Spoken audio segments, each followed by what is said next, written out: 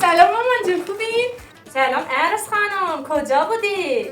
رفته بودم یکم مغازه مرایشی بگیرم برای خودم. وای اینا رو میخوای بزنی صورتت؟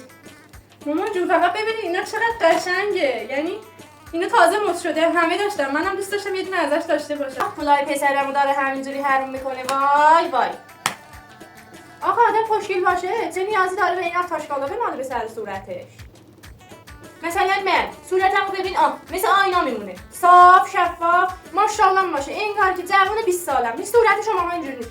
یا دخترام ماشاءاللهشون باشه، یکی از یکی خوشگل‌تر، نازتر، خانومتر.